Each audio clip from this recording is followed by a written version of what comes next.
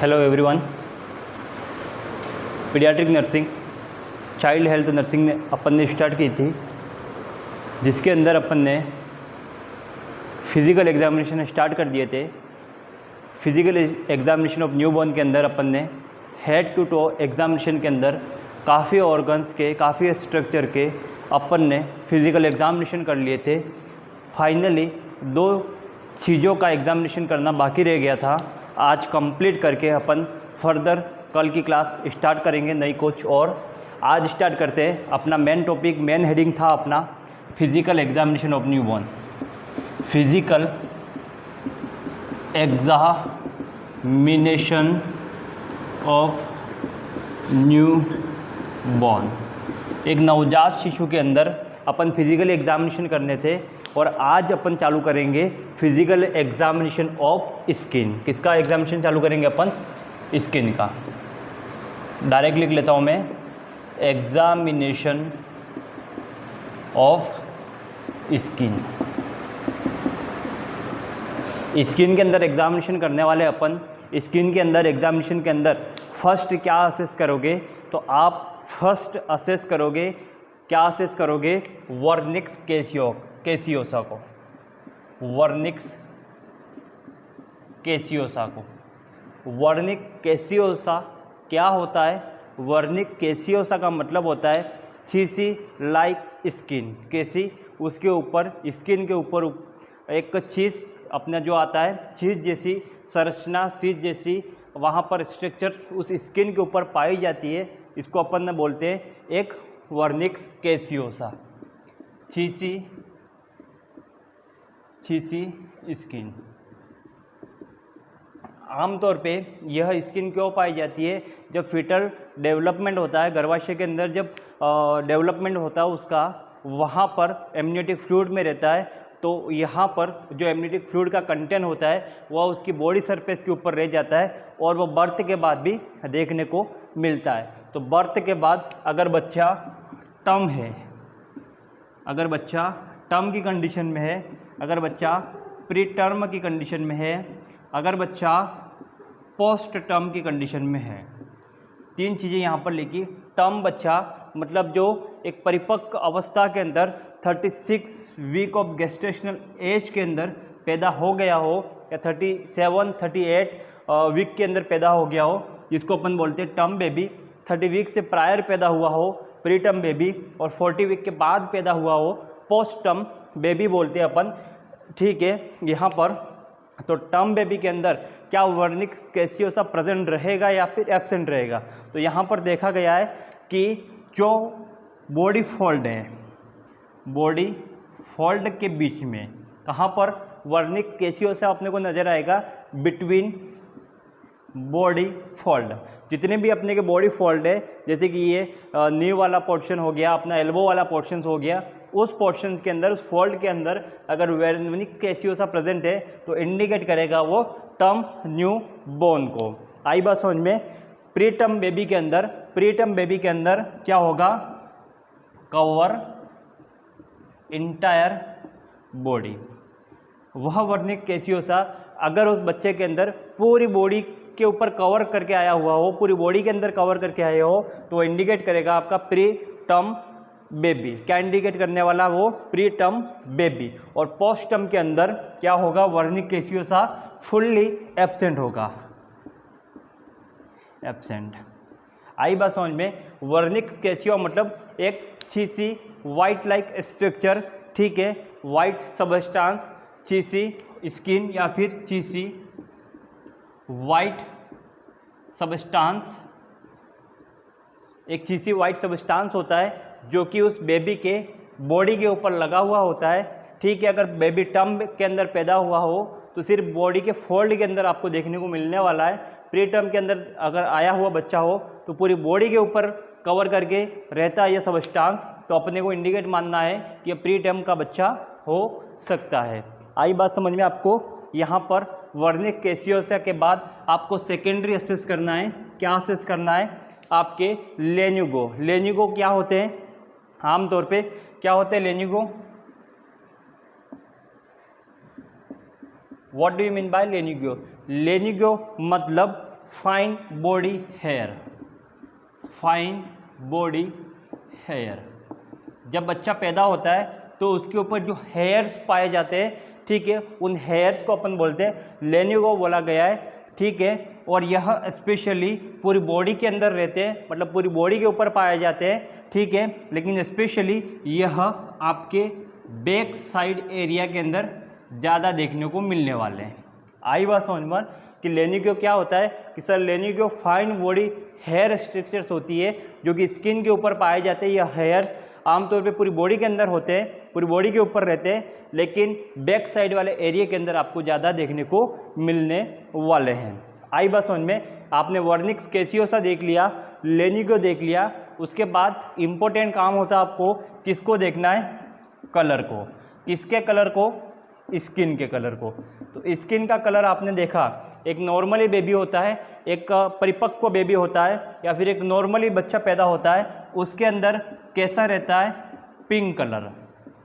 Skin का colour कैसा रहता है, पिंक कलर नॉर्मली। आई बात समझ में। अगर पिंक ना दिखकर आपको वहाँ पर कैसा देखने को मिल गया, ब्लू कलर। और ये ब्लू कलर क्या इंडिकेट करता है आपका, you know very well, cyanosis. Cyanosis मतलब bluish discolouration of skin, that's called cyanosis, ठीक है। अगर ब्लू की जगह आपको येलो देखने को मिल जाए, येलो कलर क्या इंडिकेट करता है, यू नो एवरीवन, क्या, जॉइंडिस। जॉइंडिस एक पीलिया को इंडिकेट करता है आपका यहाँ पर। आई बात समझ में। येलो कलर देख लिया आपने, ठीक है। एक उसके बाद अगर आपको डार्क रेड कलर आपको वहाँ पर देखने को मिल गया, तो डार्क रेड कलर क्या इंडिकेट करता है आपका, प्री टर्म न्यू बॉर्न। अगर डार्क रेड कलर का आपको देखने को मिल गया, that indicate pre term new born, ठीक है। और pink, blue, yellow and dark colour, that indicate our pink color indicate normally, blue color indicate cyanosis, yellow color indicate jaundice, and then dark red color indicate preterm newborn। यहाँ तक आपको बात समझ में आ गई होगी। स्किन के देखने के बाद आपको वहाँ पर उसके पाम को देखना है, PALM, पाम को देखना है। पाम के अंदर क्या देखोगे आप, उसके पाम के अंदर क्या देखोगे, पाल्मर क्रीसेस। पाल्मर क्रीसेस को आपको असेस करना है। पाल्मर क्रीसेस का मतलब क्या होता है, पाम के अंदर जो आपकी जो ये रेखाएं जो आप कहते हो उसको आपको असेस करना होता है। और यह क्या असेस करते, क्या शो करती है, तो यहाँ पर अगर उसकी क्रीसेस क्लियरली विजिबल हो, अगर क्लियरली विजिबल हो, अच्छे से दिख रही है, तो इंडिकेट करेगी कि बेबी फुल्ली डेवलप्ड है। क्या इंडिकेट करेगी कि बेबी फुल्ली डेवलप्ड है, मतलब एक टर्म बेबी को इंडिकेट करती है, अगर क्लियरली विजिबल है तो, ठीक है। अगर इमेच्योर विजिबल दिख रही है आपको, इमेच्योर विजिबल देख रही है, तो आपको इमेच्योर विजिबल क्या इंडिकेट करने वाली है, यह आपके एक प्री टर्म बेबी को, प्री टर्म बेबी को इंडिकेट करने वाली है। पाल्मर क्रीसेस जिसको बोलते हैं, पाल्मर क्रीसेस को एक बार फिर समझाता हूँ। एक आपके पाम के ऊपर, मतलब हथेली के ऊपर जो आपको जो आप रेखाएं कहते हो उसको असेस करना है। अगर क्लियर विजिबल हो रही है तो अच्छा टर्म है, अगर इमेच्योर दिख रही है प्री टर्म है। और वहाँ पर एक बीमारी आती है जिसको अपन बोलते हैं डाउन सिंड्रोम। क्या बोला गया है, डाउन सिंड्रोम। और डाउन सिंड्रोम वाले बच्चे के अंदर पाल्मर क्रीसेस कैसी देखने को मिलती है, तो यहाँ पर आपको देखने को मिलेगी palmar creases simian, SIMIAN, simian creases, simian creases. Simian creases का मतलब क्या होता है, सिमियन क्रिसेस का सिंपली मतलब होता है, पाम के एरिया के अंदर देखोगे तो जो आपको एक सिंपली ट्रांसवर्स लाइन देखने को मिलेगी, वहाँ पर जो आपकी रेखाएं होती है सारी देखने को नहीं मिलती है, सिर्फ जो आपकी ट्रांसवर्स क्रिसेस होती है वह आपको विजिबल होती है। Transverse creases visible that indicate Down syndrome, और इसी क्रिसेस को अपन क्या बोलते हैं, सिमियन क्रिसेस कहा गया है। यहाँ तक ये बात समझ में आ गई होगी आपको। आगे बढ़े अपन, स्किन के पाम के अंदर एग्जामिनेशन करने के बाद अपन उसका लगे हाथों नेल का भी एग्जामिनेशन कर लो। नेल के एग्जामिनेशन के अंदर अपने को क्या देखना पड़ता है, नेल का एग्जामिनेशन कर रहे हो, नेल के अंदर क्या एग्जामिनेशन करना पड़ता है, तो यहाँ पर मैं वही चीज़ लेके लेता हूँ। एक टर्म बेबी के अंदर नेल कैसे होने चाहिए, एक प्री टर्म बेबी के अंदर नेल कैसे होने चाहिए, और एक पोस्ट टर्म बेबी के अंदर नेल कैसे होने चाहिए। तो टर्म बेबी के अंदर जो आपकी up to tip of finger, जो आपकी फिंगर की टिप हो वहाँ तक ही नज़र आने चाहिए। प्री टर्म के अंदर क्या होता है कि फिंगर टिप से वो नीचे अगर देखने को मिल जाए तो आपको प्री टर्म इंडिकेट करती है, मतलब शॉर्ट नेल्स। शॉर्ट नेल्स क्या इंडिकेट करेगी, प्री टर्म को इंडिकेट करेगी। पोस्ट टर्म के अंदर क्या होते हैं, लार्ज नेल्स। पोस्ट टर्म के अंदर नेल्स कैसे होते हैं, आपके लार्ज देखने को मिलते हैं। यह आपको वहाँ पर असेस करना होता है। आपने यहाँ पर पूरी तरह से स्किन का इस तरह से असेसमेंट कर लिया। इसका असेसमेंट करने के बाद आप नेक्स्ट किसका असेसमेंट करने जा रहे हो, तो अपन स्किन के बाद नेक्स्ट असेसमेंट करने उसके किसी बर्थ मार्क को असेस करते हैं। बर्थ मार्क क्या होते हैं, जो बच्चा पैदा होता है उसके बाद स्पेशली उसके किसी न किसी तरह के मार्क देखने को मिलते हैं, उसके ऊपर किसी तरह की निशानियां देखने को मिलती है। इन चीज़ों को बोलते हैं अपन बर्थ मार्क। ठीक है, तो बर्थ मार्क स्टार्ट करेंगे। नेल्स का एग्जामिनेशन करने के बाद अपन उसके बर्थ मार्क को देखने वाले हैं। बर्थ मार्क मतलब ऐसा बच्चा जो कि असेस बर्थ मार्क, ऐसा बच्चा जो कि किसी न किसी सिम्टम्स को लेके, किसी न किसी एक मार्क को लेके पैदा हुआ हो, तो ऐसे ऐसे अपनी लोकेशन के अनुसार, अपने एलिवेशन पोर्शन के अनुसार यह अपने को असेस करने होते हैं। तो यहाँ पर सबसे पहले एक अच्छा बर्थ मार्क होता है जिसको अपन ने बोला गया है कि mark of telangiectatic, TELAN telangiectatics mark. Telangiectatics mark क्या होता है, टेलेंजिएटिक्स मार्क या फिर टेलेंजिएटिक्स मार्क या फिर नेवी, जिसको अपन टेलेंजिएटिक्स नेवी भी बोलते हैं, इसको और क्या बोलते हैं, आल्सो नॉन एज, इसको और क्या बोला गया है, इसको स्ट्रोक बाइट बोला गया है, स्टॉक बाइट बोला गया है। मतलब एक सारस की गर्दन देखी होगी आपने, वहाँ पर इस तरह का आपको एक मार्क देखने को मिलेगा जिसको अपन ने बोला है टेलेंजिएटिक मार्क। इस टेलेंजिएटिक मार्क के अंदर क्या होता है, किसका डायलेशन होता है, तो यहाँ पर डायलेशन देखने को मिला है कि डायलेशन ऑफ कैपिलरी। किसका डायलेशन होता है यहाँ पर, डायलेशन या डायलेटेड कैपिलरीज।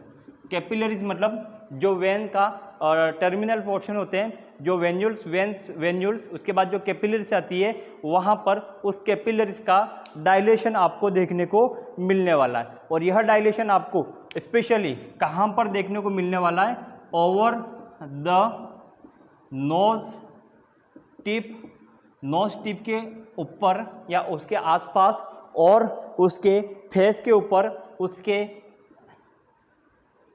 ऑक्सीपिटल रीजन्स के ऊपर, उसके आई लिड के ऊपर, यह आपको डायलेटेड कैपिलरीज देखने को मिलती है। तो क्या यह डायलेटेड कैपिलरी कैसी होती है, एलिवेटेड होती है या फिर नॉन एलिवेटेड होती है, तो ये जो डायलेटेड कैपिलरी होती है कैसी होती है, नॉन एलिवेटेड। कैसी होती है यहाँ पर, यह नॉन एलिवेटेड होती है यहाँ पर, ठीक है। और यह कुछ साल के अंदर मतलब 2 ईयर्स के बाद यह ऑटोमेटिकली या 2 साल के भीतर यह क्या होती है, डिसअपियर हो जाती है। तो डिसअपियर अप टू 2 ईयर्स, 2 साल के अंदर यह डिसअपियर आपको देखने को मिल जाती है और किसी भी तरह की कोई कॉस्मेटिक सर्जरिकल मैनेजमेंट करने की ज़रूरत नहीं है। मतलब no require cosmetic surgery, cosmetic surgery करने की यहाँ पर किसी भी तरह की ज़रूरत नहीं है। तो यहाँ पर टेलेंजिएटिक मार्क या टेलेंजिएटिक नेवी को अपन क्या बोला था, स्ट्राप बाइट बोला था। इसके अंदर क्या देखने को मिला था अपन ने कि कैपिलरीज डायलेटेड हो जाती है। कहाँ पर डायलेटेड हो जाती है, over the nose tip, occipital region and eyelid के ऊपर होती है। क्या यह एलिवेटेड होती है या नॉन एलिवेटेड होती है, तो यहाँ पर यह नॉन एलिवेटेड होती है। यह क्वेश्चन एग्जाम्स के अंदर बन सकता है, आई बात समझ में। और कितने साल के अंदर यह रिजोल्व हो जाती है, डिसअपियर हो जाती है, तो 2 साल के अंदर डिसअपियर हो जाती है। यहाँ तक आपको बात समझ में आई। अगला बर्थ मार्क पढ़ते हैं अपन। कौन सा अगला birth mark, second birth mark is your naevus flammeus. Nevus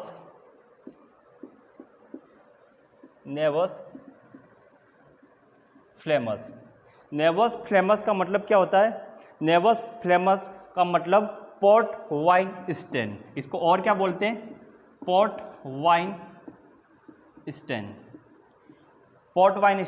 इसका भी क्वेश्चन आपके एग्जामिनेशन के अंदर पूछ सकता है कि port wine stain is also known as, किसको बोलते हैं, नेवस फ्लेमस को बोला गया है। इसके अंदर भी क्या होता है, कैपिलरी एंजियोमा होता है। क्या होता है, मतलब डायलेशन तो यहाँ पर भी होता है, तो लिख लेते हैं अपन कैपिलरी एंजियोमा। कैपिलरी एंजियोमा का मतलब क्या होता है, जो आपकी आर्टेरियस कैपिलरीज होती है उसके अंदर एक्सेसिव क्या हो जाना, ओमा वर्ड आया है इसके पीछे। ओमा का मतलब क्या होता है, एक्सेसिव ग्रोथ हो जाना, एक्सेसिव डेवलपमेंट हो जाना, ठीक है। किसका, आर्टरीज का, ठीक है। किसकी आर्टरीज, कैपिलरीज आर्टरीज का एक्सेसिव ग्रोथ हो जाना। कहाँ पर, स्पेशली अपीयर्स कहाँ पर होती है, यह कहाँ पर होती है, यह भी आपके माउथ के ऊपर, फेस के ऊपर पाई जाती है। और यह देखने को कैसी मिलती है, तो यह भी नॉन एलिवेटेड होती है।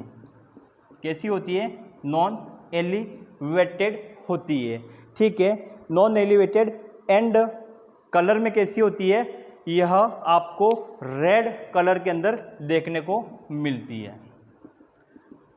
क्यों रेड कलर को देखने को मिलती है, क्योंकि किसका यहाँ पर एक्सेसिव ग्रोथ हो रही है, आर्टरीज की, कैपिलरी आर्टरीज की यहाँ पर एक्सेसिव ग्रोथ होने की मिल रही है। वहाँ पर टफ्ट ऑफ आर्टरीज का या टफ्ट ऑफ कैपिलरीज बन जाती है, ठीक है। टफ का मतलब गुस्सा, एक आर्टरीज का या फिर कैपिलरीज का यहाँ पर आपको गुच्छा देखने को मिलता है, लेकिन वह स्किन के नीचे, वह स्किन के ऊपर नहीं आता है। स्किन के नीचे ही आपका वो गुच्छा आपको देखने को मिल सकता है, स्किन के ऊपर कभी भी नहीं आता है। इसलिए ये अपन ने लिखा कि यह कैसा होता है, नॉन एलिवेटेड होता है। कैसा होता है, नॉन एलिवेटेड होता है। आई बात समझ में। तीसरा बर्थ मार्क नेवस वास्कुलरस। तीसरा बर्थ मार्क देखते हैं अपन, नेवस वास्कुलरस। बनोगे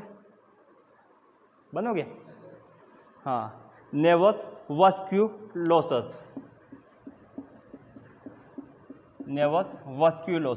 नेवस वास्कुलोसस का मतलब क्या होता है कि इसको बोलते हैं अपन स्ट्रॉबेरी मार्क। इसको और क्या बोलते हैं, आल्सो नॉन एज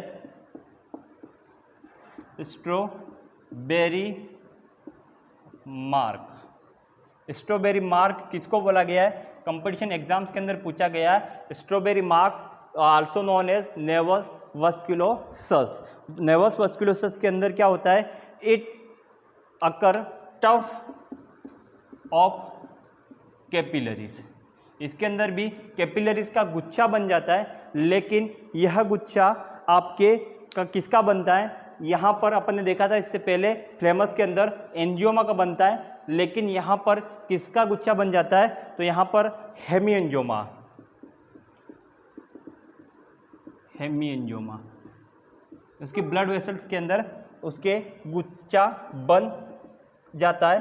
ठीक है, क्या यह एलिवेटेड होता है या नॉन एलिवेटेड होता है, तो यह कैसा होता है, आमतौर पे यह tuft of capillaries due to capillary haemangioma appears at dark red. कैसा दिखता है आपको यह कलर के अंदर, डार्क रेड कलर के अंदर देखने को मिलता है। ठीक है, डार्क रेड कलर। ठीक है, और मोस्ट कॉमन कहाँ पर पाया जाता है, ओवर द हेड रीजन या फिर हेड एरिया।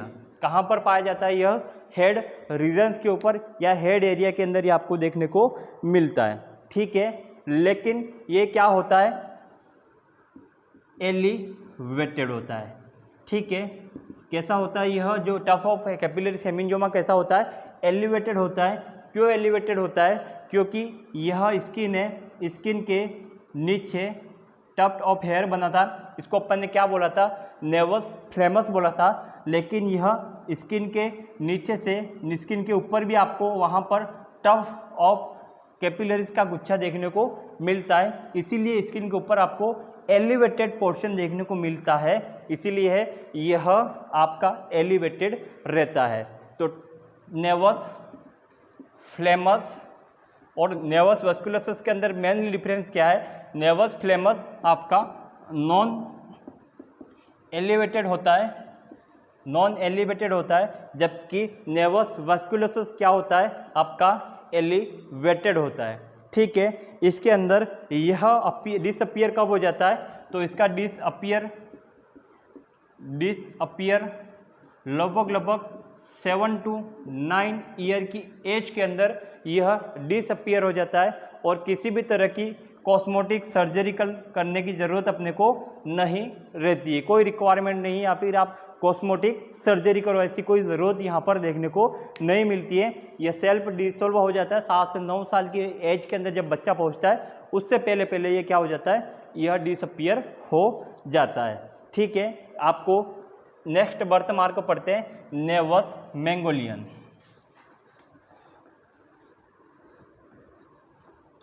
नेवस मैंगोलियन, ठीक है, मैंगोलियन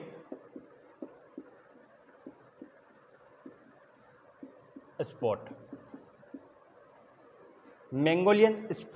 मैंगोलियन स्पॉट आमतौर पे एक कैसा दिखने वाला है, हर अपन ने बर्थ मार्क पढ़ा वो आपको कलर में कैसा दिख रहा था, या तो डार्क रेड दिख रहा था या रेड कलर का दिख रहा था, लेकिन मैंगोलियन स्पॉट आपका कैसा दिखेगा, यहाँ पर ब्लूइश या ग्रेइश कलर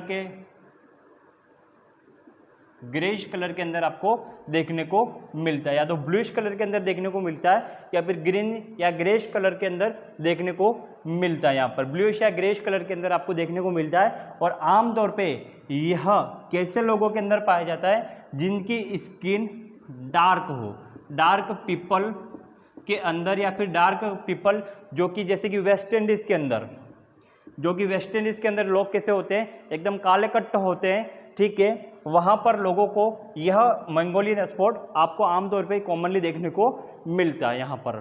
ठीक है, कैसा होता है, और यह ब्लूइश ग्रेइश कलर का स्पॉट मोस्ट कॉमनली मिलता कहाँ पर देखने को, तो मोस्ट कॉमनली कहाँ पर विजिबल होता है, यह लंबो सेक्रल रीजन पे, जो आपका लंबो सेक्रल रीजन है वहाँ पर आपको ये देखने को मिलता है। ठीक है, और यह डिसअपियर कितने समय के अंदर हो जाता है, तो disappear up to 1 to 2 year, 1 से 2 साल के अंदर यह डिसअपियर हो जाता है, और no need to any cosmetic surgery, किसी भी तरह की आपको यहाँ पर कॉस्मेटिक सर्जरी करने की भी आवश्यकता नहीं होती है। आई बात समझ में, और इसके बाद एक इम्पोर्टेंट होता है मेंगोलियन से एक और शब्द बता देता हूँ मैं। मेंगोलियन स्पॉट एक जैसे कि डार्क पीपल के अंदर ही देखने को मिलता है, लेकिन एक मेंगोलिज्म बीमारी आपकी सुना होगा। कौन सी बीमारी? मेंगोलिज्म। मेंगोलिज्म और मेंगोलियन स्पॉट को आपको पूरा एक समान नहीं मानना है, ये दोनों अलग अलग कंडीशन होती है। मेंगोलियन स्पॉट एक बर्थ मार्क होता है, जबकि एक मेंगोलिज्म एक डिजीज होती है। क्या होती है? डिजीज होती है। डिजीज होती है। आमतौर पे इस डिजीज के अंदर क्या हो जाता है, उसका IQ लेवल कम हो जाता है, ठीक है। और IQ लेवल कैसे पेशेंट के अंदर कम होगा? जो पेशेंट डाउन सिंड्रोम वाले हो। अगर किसी व्यक्ति को, किसी न्यूबॉर्न बेबी को डाउन सिंड्रोम हुआ हो और डाउन सिंड्रोम के अंदर उसका IQ लेवल अगर कम पाया गया हो, तो उस बीमारी को अपन ने क्या बोला? मेंगोलिज्म बोला है, ठीक है। मेंगोलिज्म और मेंगोलियन स्पॉट दोनों अलग अलग हैं, यहाँ पर कंफ्यूज ना होए। उसके बाद मेंगोलियन स्पॉट के बाद अपन पढ़ेंगे लास्ट बर्थ मार्क मिलिया, MILIA। What is meaning of मिलिया? मिलिया इज ए बर्थ मार्क, ठीक है। और ये कलर के अंदर कैसा होता है? वाइट कलर का होता है। वाइट कलर्ड ओवर नोज के ऊपर यह बर्थ मार्क रहता है, ठीक है। और यह किसके कारण होता है? कि due to obstruction of secretion of sebaceous gland. जो आपकी सीबेशियस ग्लैंड होती है, उसके सिक्रीशन के अंदर किसी तरह का ऑब्स्ट्रक्शन हो जाता है। इस वजह से आपका यहाँ पर वाइट स्पॉट देखने को मिलता है, किसके अराउंड? नोज के अराउंड देखने को मिलता है। और यह भी किसी भी तरह की यहाँ पर आपको सर्जिकल मैनेजमेंट की ज़रूरत नहीं है, और यह बर्थ के बाद डिसअपीयर हो जाता है। Disappear after birth within few week. कुछ सप्ताह के अंदर यह डिसअपीयर आपका देखने को मिलता है। आई बात समझ में? बर्थ मार्क अपन ने पढ़े। बर्थ मार्क के अंदर सबसे पहला अपन ने देखा था कौन सा? नेवस टेंगेसिलिटी, ठीक है। नेवस टेंगेसिलिटी के अंदर क्या हुआ था? यहाँ पर आपने को देखने को मिला टिलेंजिटिक नेवी के अंदर स्ट्रोक बाइट भी कहते हैं। उसके बाद नेवस फ्लेमस को देखा था। नेवस फ्लेमस के बाद नेवस वस्कुलस को देखा था, मेंगोलियन को देखा था, और मिलिया को अपन ने देखा था। यह देखने के बाद अपन ने नेक्स्ट एग्जामिनेशन करना है किसी और चीज़ का, ठीक है। यहाँ पर स्किन का एग्जामिनेशन आपका पूरा हुआ। स्किन का एग्जामिनेशन करने के बाद आप नेक्स्ट किसका एग्जामिनेशन करने वाले हो? यहाँ पर आप एग्जामिनेशन करो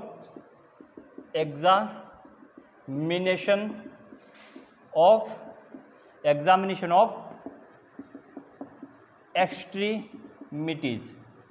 एक्सट्रीमिटीज़ का एग्जामिनेशन आप करने वाले हो। लास्ट अपना फिजिकल एग्जामिनेशन ऑफ न्यूबॉर्न के अंदर लास्ट अपना एक्सट्रीमिटीज़ ही है, और एक्सट्रीमिटीज़ को आज अपन कंप्लीट करने वाले हैं। एक्सट्रीमिटीज़ के अंदर क्या असेस करोगे? Assess any fracture. यहाँ पर भी आप असेस करने वाले हो। अपन ने जब चेस्ट का एग्जामिनेशन देखा था, और चेस्ट के एग्जामिनेशन के अंदर भी अपन ने फ्रैक्चर को असेस किया था। आपने प्रीवियस क्लास देखी होगी, चेस्ट के अंदर अपन ने एक फर्स्ट असेस किया था फ्रैक्चर का। वहाँ पर मोस्ट कॉमन कौन सा फ्रैक्चर होता है? तो क्लेविकल बोन का फ्रैक्चर अपन ने पढ़ा था, और सेकेंड मोस्ट रिब्स का फ्रैक्चर होता है। ये अपन ने चेस्ट के अंदर देखा था, लेकिन एक्सट्रीमिटीज़ के अंदर भी अपन देख रहे हैं। तो अपने को सबसे पहले किसका असेस करना है? किसी भी तरह की फ्रैक्चर का असेसमेंट करना है। उसके बाद किसका असेसमेंट करना है? असेस द एक्रोसाइनोसिस का आपको असेसमेंट करना है। मतलब एक्सट्रीमिटीज़ वाले पोर्शन के अंदर किसी भी तरह की साइनोसिस तो डेवलप नहीं हुई है, उसका आपको असेस करना है। थर्ड किसका असेस करोगे एक्सट्रीमिटीज़ के अंदर? असेस क्लब फुट का। किसका असेसमेंट करोगे?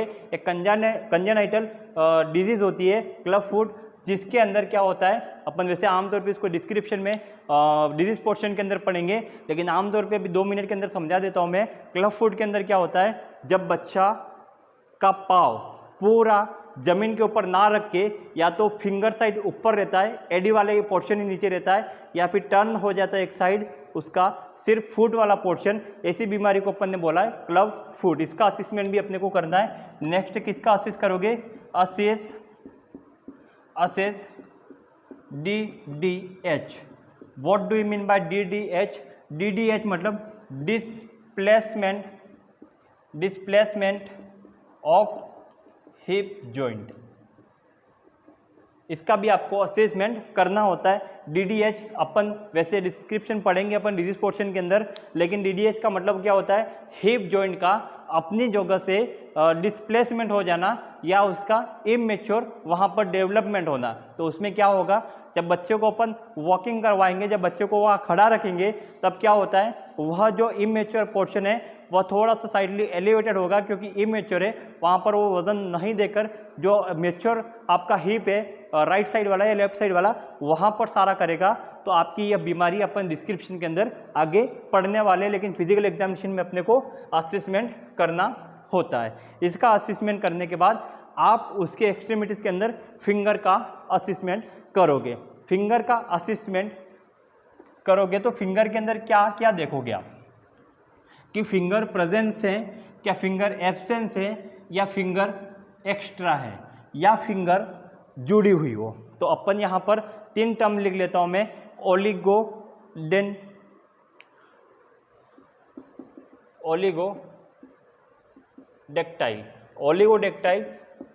पॉलीडेक्टाइल, और लास्ट वर्ड आपका आता है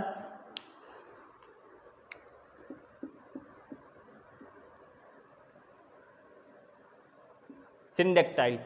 ओलिगोडेक्टाइल का मतलब क्या होता है? ओलिगो का मतलब कम, मतलब किसकी कमी? यहाँ पर फिंगर की। आमतौर पे आपका यह थंब है, थंब के ऊपर आपकी 1 2 3 4 फिंगर और थंब आपकी पूरी हाथ रहता है, ठीक है। ओलिगोडेक्टाइल के अंदर क्या होता है? किसी भी एक फिंगर या थंब का एब्सेंस होना, ठीक है। बर्थ के बाद उसके फिंगर का या तो एक कम आएगी, ठीक है, या तो फिंगर कम आएगी या उसका थंब नहीं आएगा, उसको अपन इस टर्म को बोलते हैं ओलिगोडेक्टाइल बोलते हैं।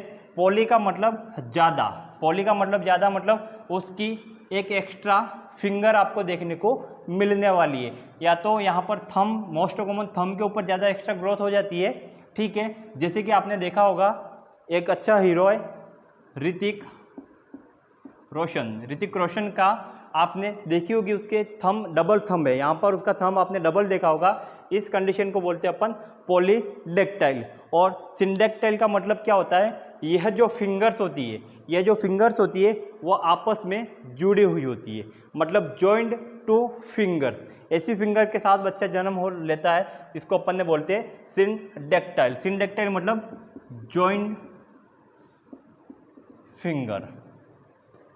ओलिगोडेक्टाइल मतलब फिंगर्स आर एब्सेंट, एक फिंगर का एब्सेंट हो जाना। पॉलीगोडेक्टाइल मतलब एक्स्ट्रा फिंगर का रहना, ठीक है। और सिंडेक्टाइल का मतलब होता है, क्या होता है कि जॉइंट फिंगर, जो आपकी फिंगर्स होती है वो पूरी की तरह से जॉइंट होने को देखने को मिलती है। यह आपने देख लिया, ठीक है। उसके बाद आप उसके बैक पोर्शन के अंदर उसके स्पाइन का भी असेसमेंट करने वाले हो। असेस स्पाइन, और स्पाइन के अंदर क्या असेसमेंट करोगे आप न्यूबॉर्न बेबी के अंदर?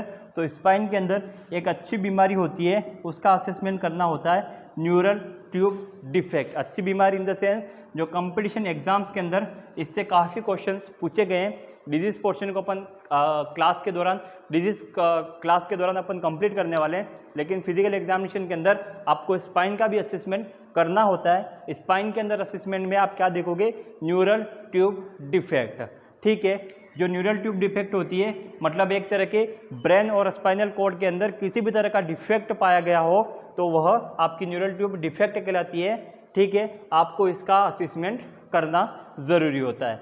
तो एक्सट्रीमिटीज़ के अंदर अपन ने क्या पढ़ा, पहला किसका असेसमेंट करो आप, फिर आपके फ्रैक्चर का असेसमेंट करो, फ्रैक्चर के असेसमेंट करने के बाद एक्रोसाइनोसिस का असेसमेंट करो, उसके बाद आपको क्लब फुट और developmental dislocation of hip joint उसका आप असेसमेंट करो, ठीक है। उसके बाद फिंगर्स का असेसमेंट करो, फिंगर का असेसमेंट करने के बाद उसका आप स्पाइन का असेसमेंट करो।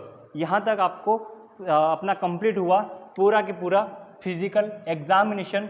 आई होप सो कि आपको physical examination of new born बारीकी से समझ में आया होगा, और हम इतना दावा करते हैं कि इससे कंपटीशन के बाहर कोई भी क्वेश्चन नहीं जाएगा, और इम्पोर्टेंट है 2 नंबर बोनस मिल जाएंगे अगर ऐसा क्वेश्चन आपके आ जाता है तो, क्योंकि 1 से 2 नंबर के क्वेश्चंस पीडियाट्रिक नर्सिंग या चाइल्ड हेल्थ नर्सिंग के बनते ही बनते हैं physical examination of new born से। इसीलिए इसको अपन ने 7 से 8 क्लास के अंदर इसको पूरा कंप्लीटली आज ख़त्म कर लिया, और अपन कल और रिफ्लेक्सेस के बारे में देखने वाले, अपन सारे रिफ्लेक्सेस देखेंगे अपन। आई होप सो आपको सारा समझ में आ गया होगा। Thanks to all.